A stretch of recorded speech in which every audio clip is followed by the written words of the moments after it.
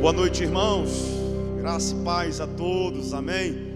Louvado seja o nome de Jesus. Que tempo precioso de uma adoração intensa, explosiva na presença para a glória de Deus, amém. Abra por gentileza a sua Bíblia no livro de Mateus, no capítulo 7, no Evangelho de Mateus 7, versos 24 em diante. É o texto que estaremos repartindo nesta noite para nossa edificação, alinhamento, correção e instrução na palavra. Mateus no capítulo 7, versos 24 em diante, diz assim a palavra do Senhor: quem ouve minhas palavras e a pratica é tão sábio como a pessoa que constrói sua casa sobre uma rocha firme.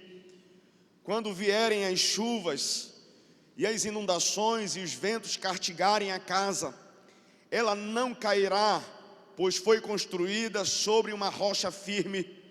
Mas quem ouve o meu ensino e não pratica é tão tolo como uma pessoa que constrói sua casa sobre areia.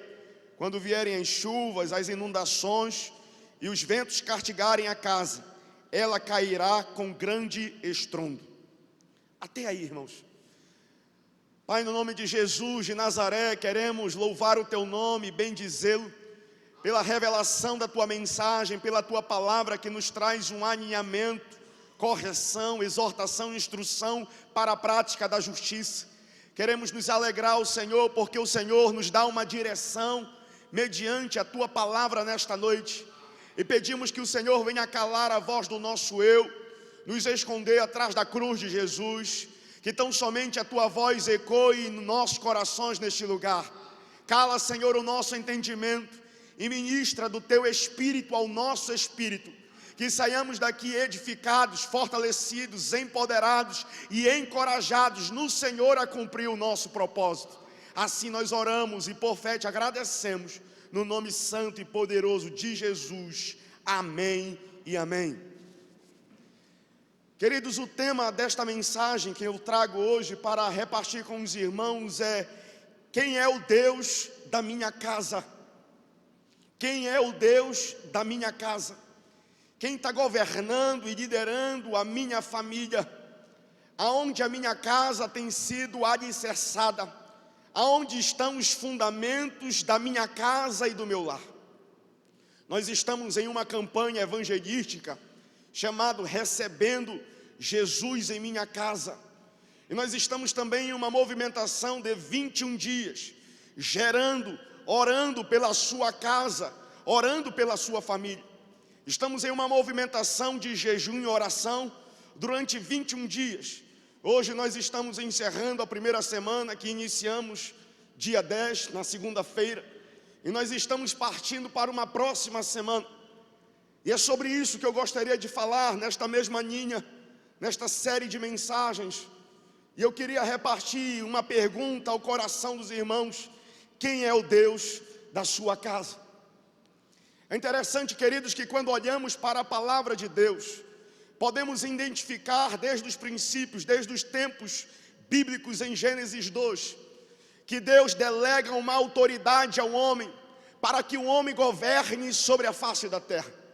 É interessante que no capítulo 12, Abraão também recebe uma palavra diretiva da parte de Deus: Abraão, sai da tua terra para a terra que eu te mostrarei. É interessante que no decurso, no espaço do tempo, nos tempos antigos ainda, na Idade Média, as cruzadas, nós podemos identificar o tempo todo, no espaço do tempo, o homem se relacionando com a terra, com poder e com governo. É interessante, queridos, que quando nós olhamos para estes dois elementos, a terra, o governo, nós podemos ver que esses dois elementos caminham juntos desde a fundação dos tempos. Mas um homem se perdeu em seu propósito.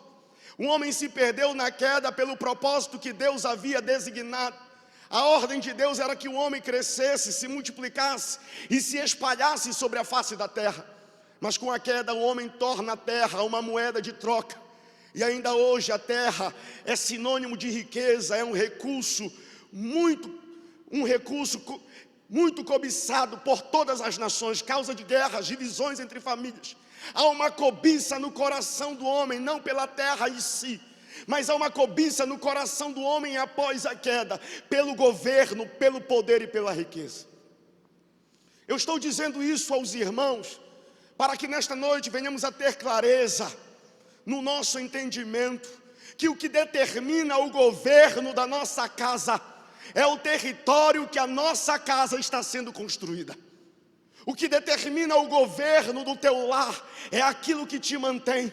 Aquilo que te mantém, aquilo que é teu alicerce, a tua base, é aquilo que certamente te domina. O que eu estou dizendo aos irmãos é que existe uma íntima ligação espiritual entre território e governo. O que nós precisamos entender nesta noite, mediante a palavra de Deus, meus irmãos, que Jesus, quando ensina no capítulo 7, estas verdades a respeito do reino para as multidões, Jesus está dizendo que há territórios de uma influência celestial divina, mas há territórios que Ele outorgou, que Ele delegou autoridade ao homem para liderar e governar. O autor de Hebreus, no capítulo 3, versos 4, diz a palavra que Deus é o Criador de todas as coisas, mas Ele delegou ao homem a capacidade de construir a sua própria casa. O que esse texto nos diz, queridos? Que Deus construiu todas as coisas, uma visão macro. O projeto chamado família nasceu no coração de Deus, mas é você que decide aonde constrói a sua casa, em que terreno e quem governa a sua família. Somos nós que decidimos. É por isso que no Evangelho de Mateus, o evangelista registra o ensino de Jesus às multidões. E Jesus começa então a falar de duas casas. Aparentemente são duas casas idênticas, semelhantes, iguais. Duas casas que possuem o mesmo rótulo. São casas, a mesma utilidade, a mesma serventia. São duas casas com as aparências iguais até então. Só que diz a palavra, querido, que algo diferenciava aquelas duas casas.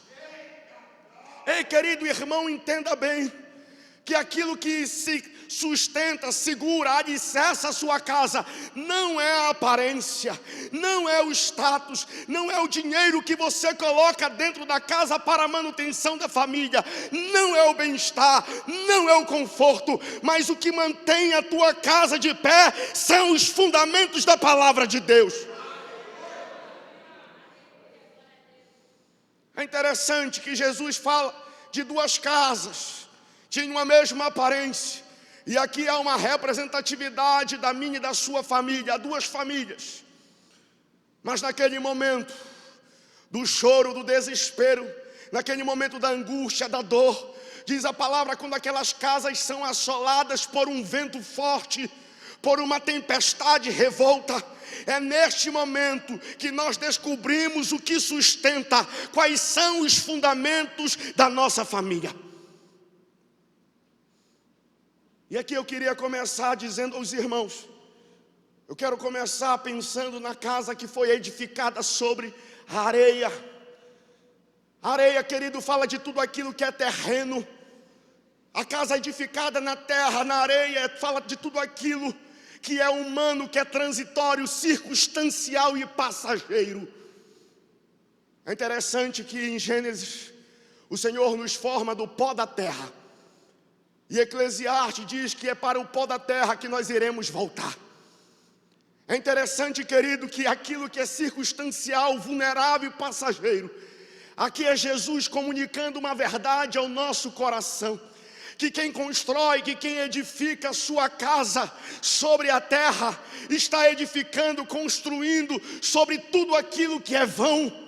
Porque quem edifica na terra, as coisas permanecem na terra, mas quem edifica para a eternidade, recebe o céu como herança e como conquista.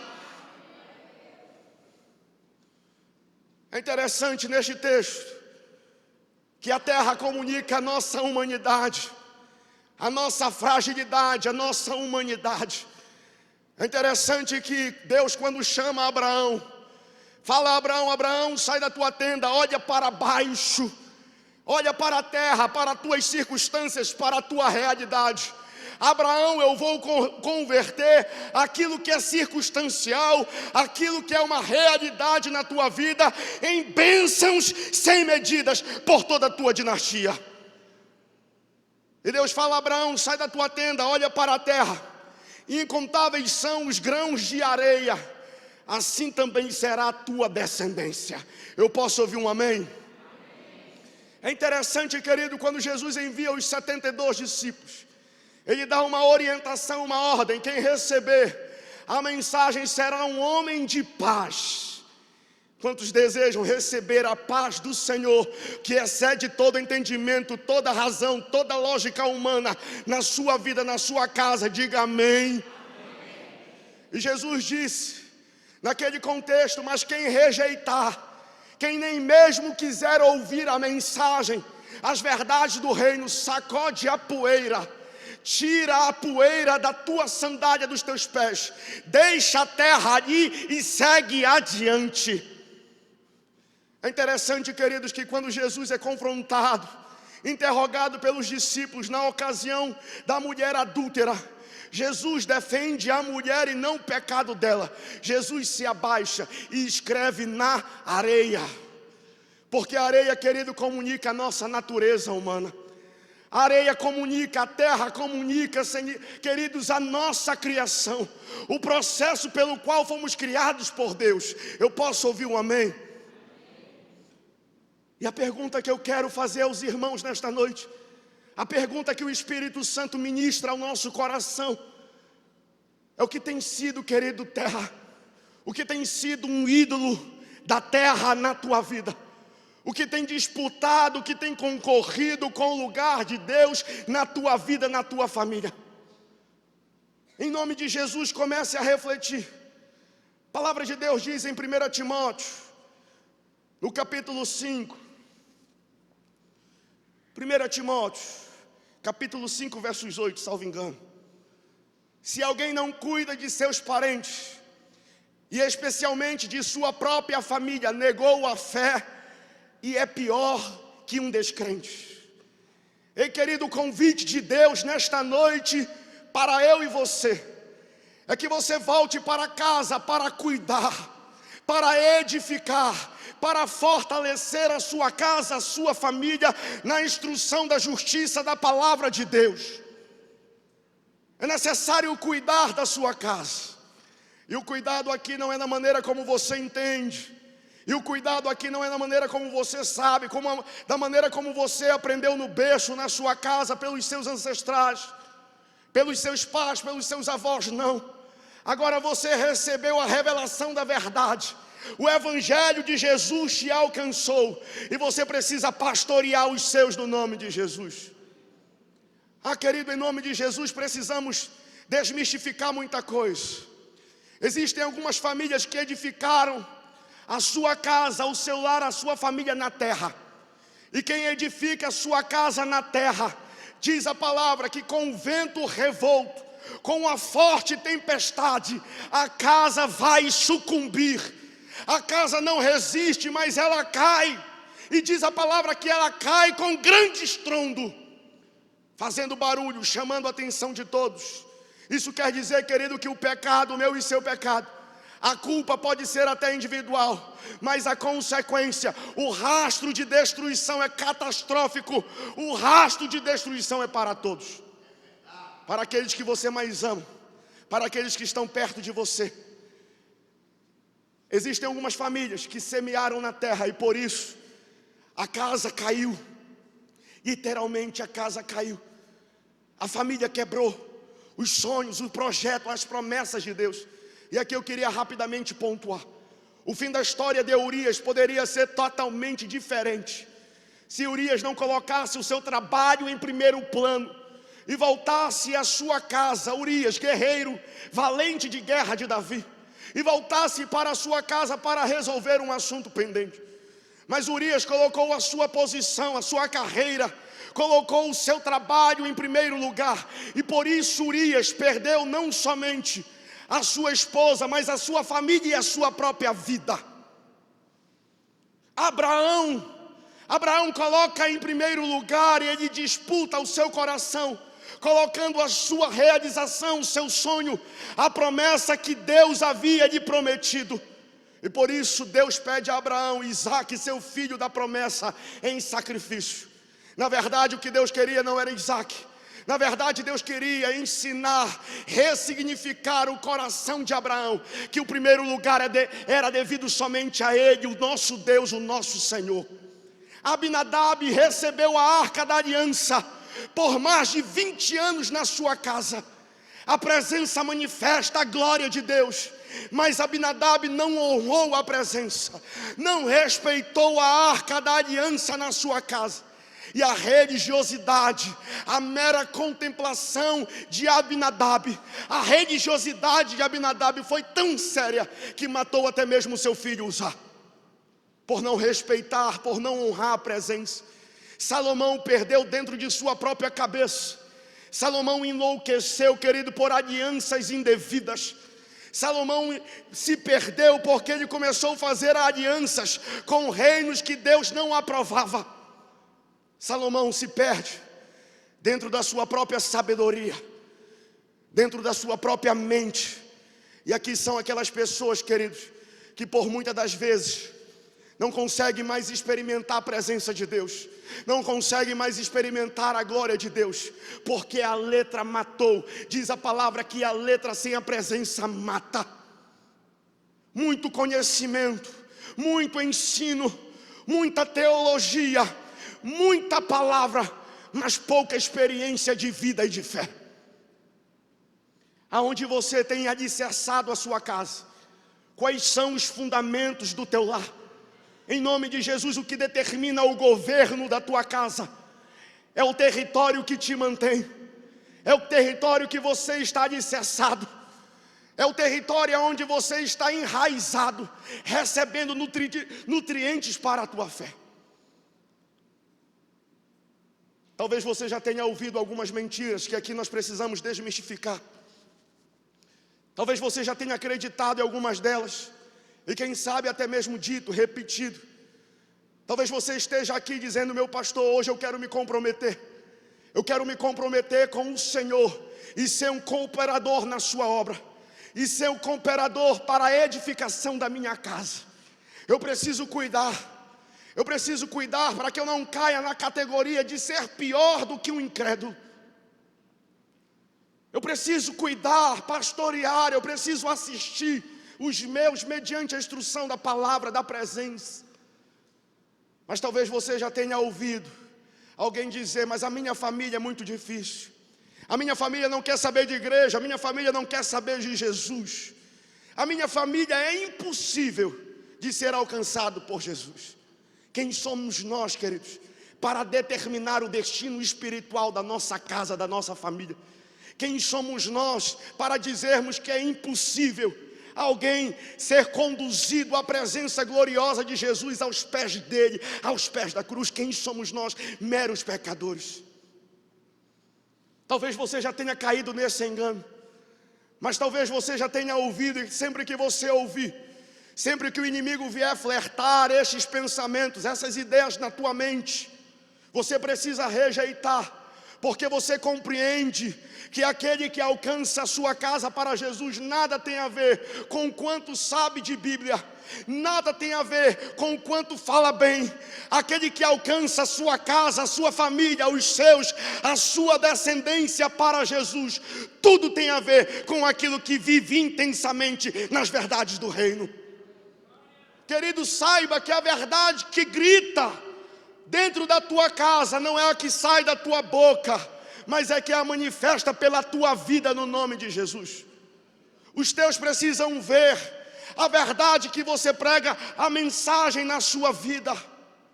Os seus precisam ver. E eu fico vendo aqueles que ganham a sua família para Jesus. Eu fico observando aquelas pessoas que ganham a sua casa para Jesus.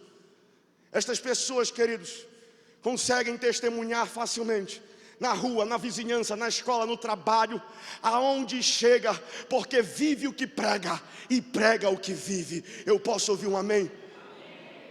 Em nome de Jesus, entenda, querido, que tudo isso que eu acabei de mencionar, trabalho, bem-estar, sonhos, realizações, tudo isso é de Deus, mas não pode ser um Deus para você.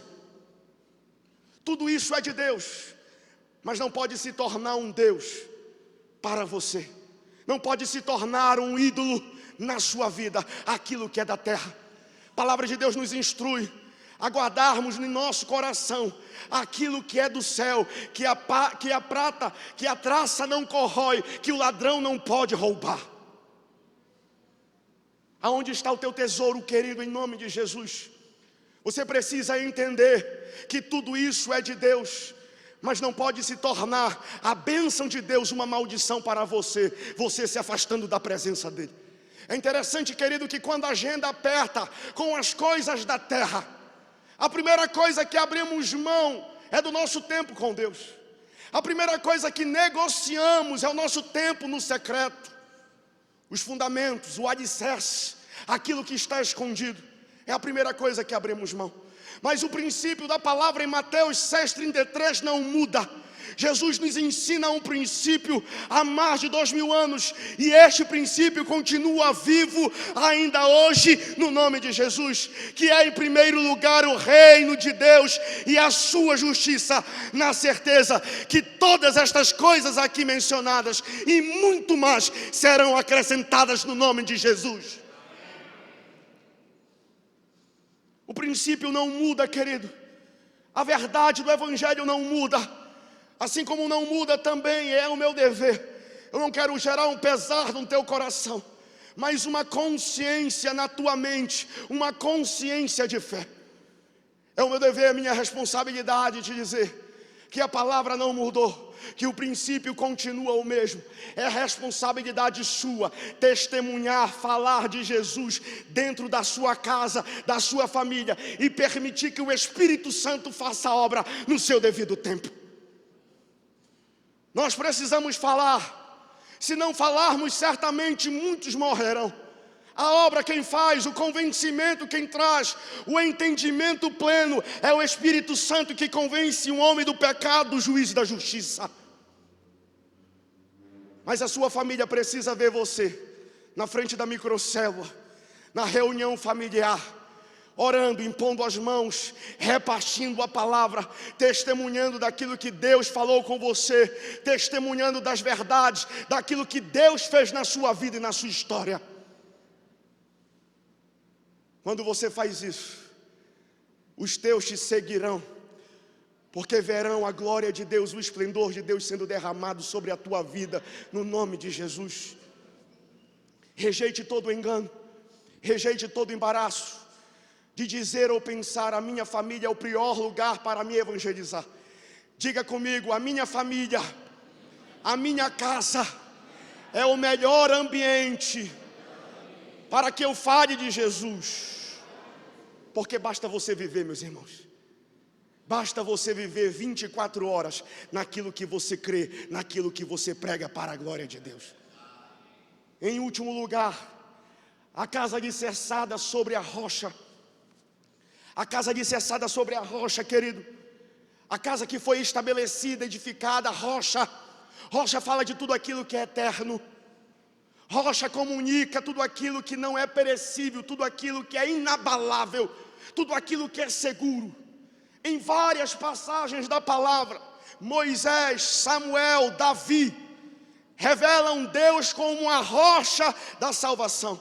Pode colocar o texto para nós, Suelen, por favor. Salmos 95, versos 1. É o terceiro texto. E é interessante, queridos, que Deus é revelado como a rocha da nossa segurança. Aquilo que é inabalável, aquilo que é seguro, aquilo que nos salva. Diz a palavra: venham, cantemos ao Senhor com alegria, aclamemos a rocha da nossa salvação. É um convite para você, é um convite para a sua casa, para a sua família.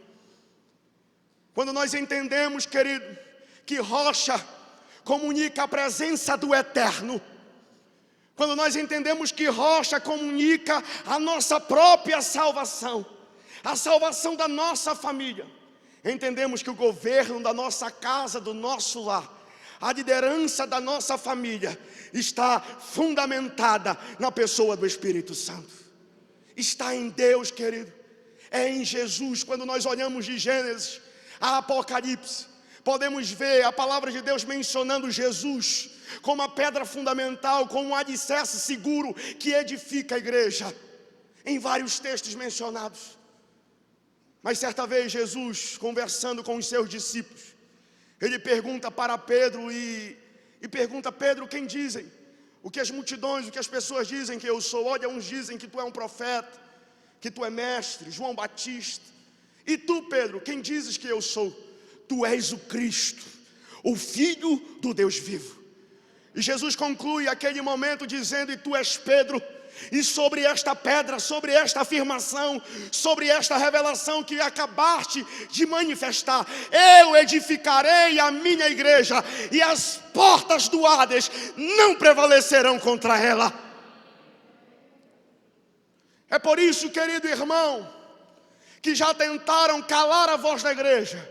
É por isso, querido irmão, que já tentaram fechar a porta da igreja.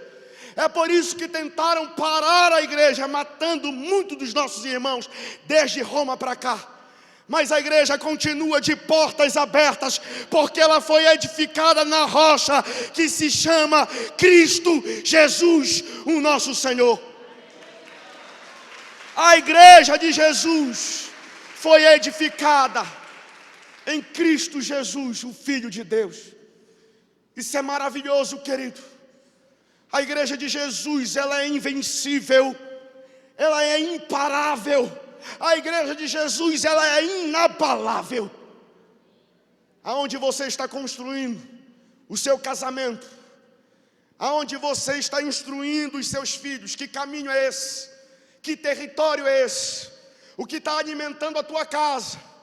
O que está alimentando os teus filhos? O que vê, o que ouve? Quem está instruindo? Quem está no governo, na liderança da tua família? A nossa rocha se chama Jesus. O nosso governo está nele.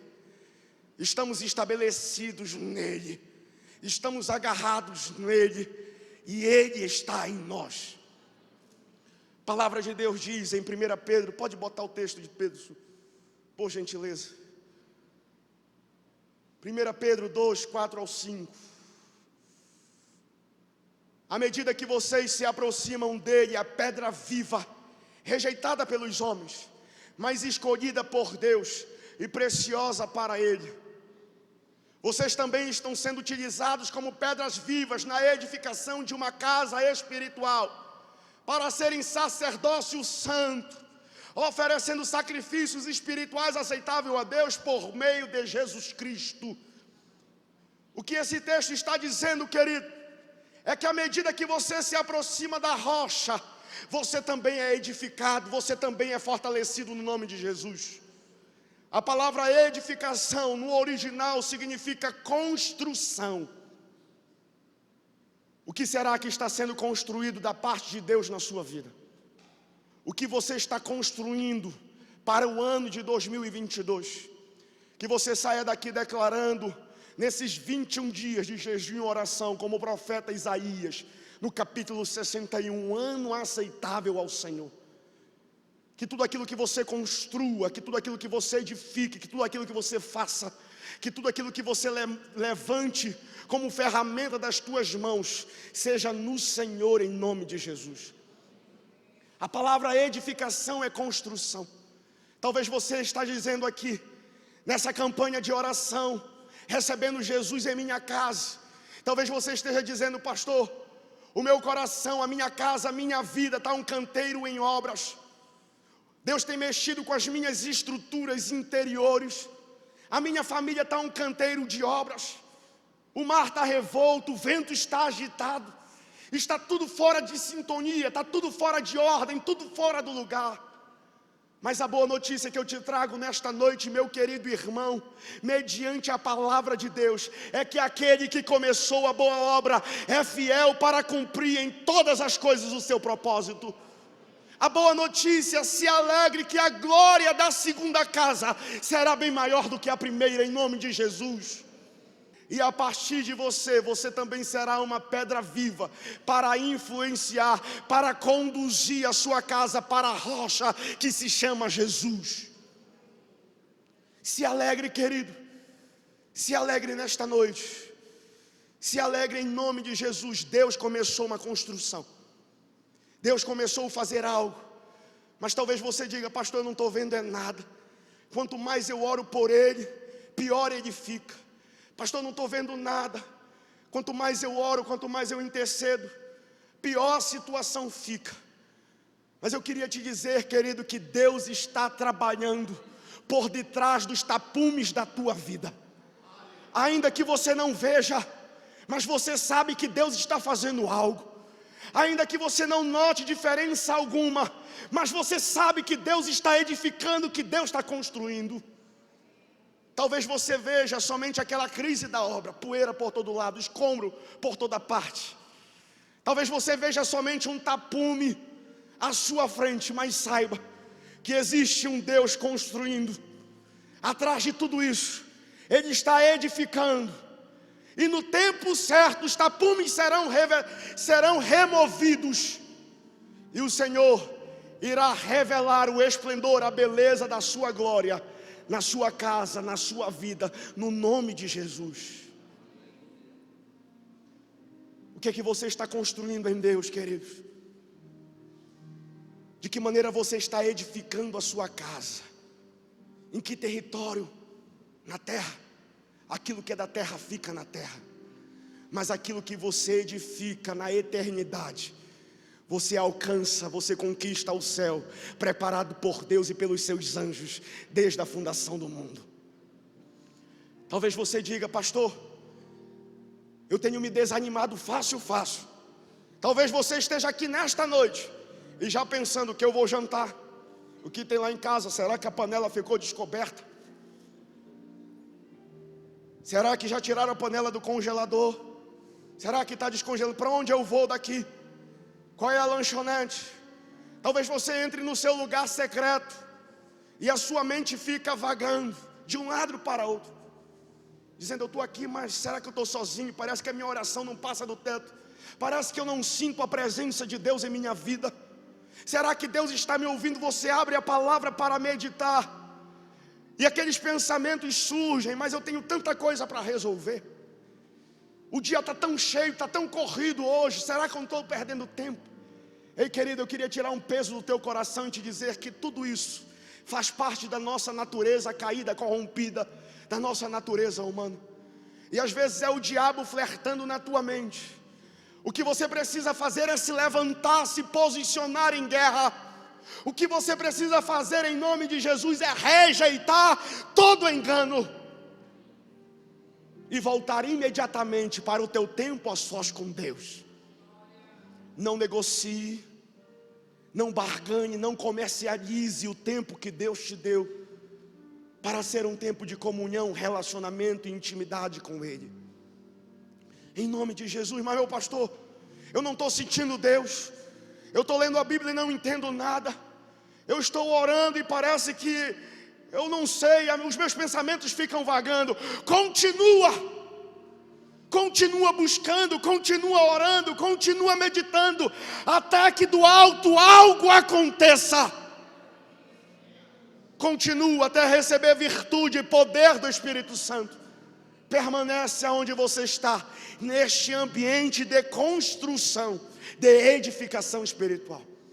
Quando você está construindo, você não enxerga na hora, você não enxerga de forma imediata, mas é num tempo da chuva, é no tempo que todo mundo se desespera, é no tempo que a casa da direita e da esquerda começa a ruir, e a sua permanece de pé para a próxima chuva, para o próximo vendaval, e quantos vierem no nome de Jesus, você se mantém de pé, você se mantém de pé, e de pé para ajudar a outros em nome de Jesus. Eu estava em Abaetetuba, há algum tempo atrás, já faz alguns anos isso, não muito, poucos anos atrás, 2019. Eu cheguei em Abaetetuba, igreja lotada, um irmão estava dirigindo o culto, um jovem que eu havia ganhado para Cristo, por simplesmente visitar ele no dia do velório, do enterro do avô dele. E ele ficou impactado com aquilo, falou: o pastor saiu de Belém só para vir aqui em casa no dia do velório do meu avô. Ele se rendeu a Cristo, e anos depois, aquele jovem, eu encontrei com ele ministrando na igreja em Abaetetuba. E ele falou: paizão, me chamava paizão, vai comigo lá, ministra comigo, vamos dirigir o culto juntos hoje. E a gente nunca tinha tido aquela experiência de dirigir um culto juntos. E eu, na tentativa de agradá-lo, de satisfazê-lo de alguma forma, eu falei: vamos lá, filho, vamos lá. Irmão, quando começou o culto, que aquele jovem assumiu o microfone, e eu do lado, ele começou a orar, começou a pregar, e o ambiente mudou, a atmosfera mudou. Existia um peso de glória, existia uma presença densa do Espírito Santo. Irmão, era nítido, a igreja lotada, muitos convidados, muitos visitantes, e o povo chorando. Muita gente se rendeu a Cristo naquela noite, na beira da estrada, no ramal. Na beira da estrada, nem tínhamos a igreja dentro do ramal do Macedo, na beira da estrada de Beja. Muita gente vindo a Cristo. Naquele momento, querido, eu fiquei angustiado, fiquei envergonhado de mim mesmo. Naquele momento o Espírito Santo estava tratando comigo. Eu falava: Senhor, o que eu estou fazendo aqui? Esse irmão tão usado por Deus, uma presença absurda do Espírito Santo naquele lugar. Eu ficava envergonhado de mim mesmo, dizendo: Senhor, o que eu estou fazendo aqui? E Deus estava tratando o meu coração. E depois eu saí com aquele jovem, comecei a conversar com ele: filho, querendo descobrir os segredos da base, os fundamentos. Como é teu tempo em secreto? Como é o teu tempo com Deus? Ele: ó, pastorzão, vamos junto fazer, vamos junto. E nós tiramos um tempo em Abaetetuba, depois ele veio para cá, nós tiramos um tempo de oração aqui nessa plataforma. Eu percebi que a vida de oração daquele jovem era tão simples. Ele orava, meditava, cantava alguns louvores, era algo simples. Mas na minha investigação, eu percebi alguns segredos. Aquele jovem era constante em Deus naquilo que ele fazia. Ele não fazia ocasionalmente, ele não fazia quando dava, ele não fazia como muitos de vez em quando, mas ele fazia sempre. Eu percebi que aquele jovem, ele permanecia, apesar das adversidades, ele permanecia. Ele era constante, era inabalável. E eu percebi que aquele jovem, ele prosseguia.